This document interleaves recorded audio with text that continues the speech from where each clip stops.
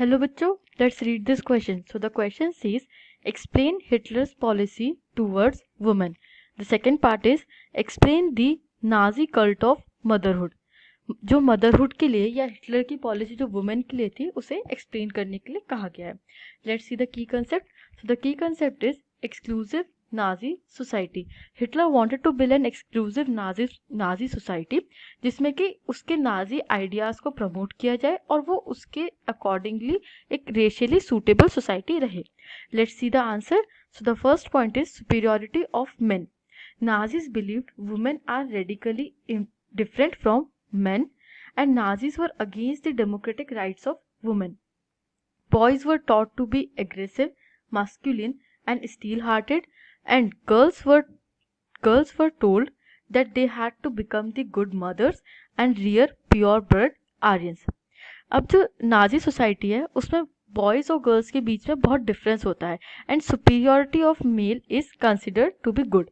जो नाजीज थे उनमें वुमेन को रेडिकली डिफरेंट समझा जाता था मेन से, कि कुछ चीज़ें हैं जो वुमेन कभी नहीं कर सकती है. They are radically inferior and different from men and they were against the democratic rights like universal एडेड franchise, right to vote, right to education etcetera. जो भी ये डेमोक्रेटिक राइट्स किसी भी पर्सन को होते हैं, Nazis were against the democratic rights of women.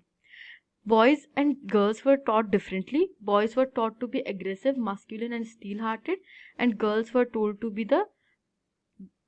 be good mothers and rear pure-blooded Aryans. एक specific role define कर दिए थे girls और boys.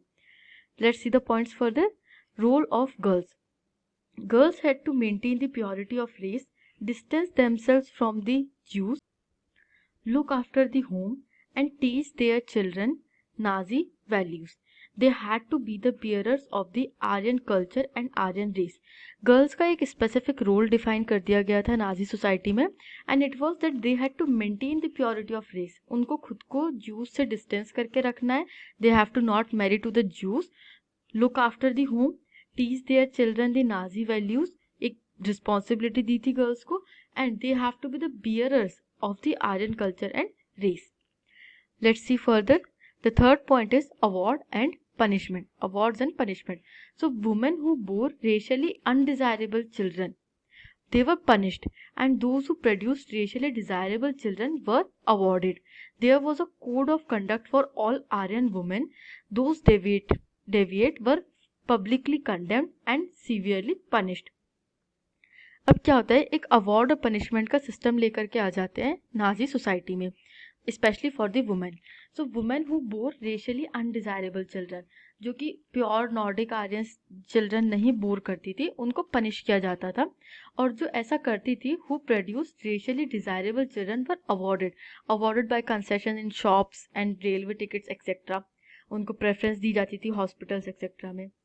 And there was a specified code of conduct for all Aryan women.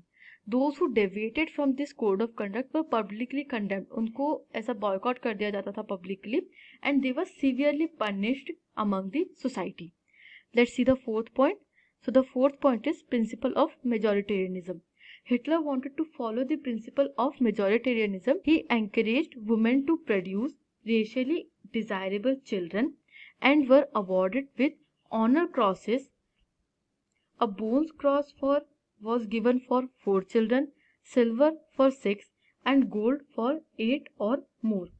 अब जो एक concept है principle of मेजोरिटिज्म, इसमें ये होता है कि एक majority, specific kind of majority society आप क्रिएट कर लेते हो. So Hitler wanted to follow the principle of मेजॉरिटिज्म.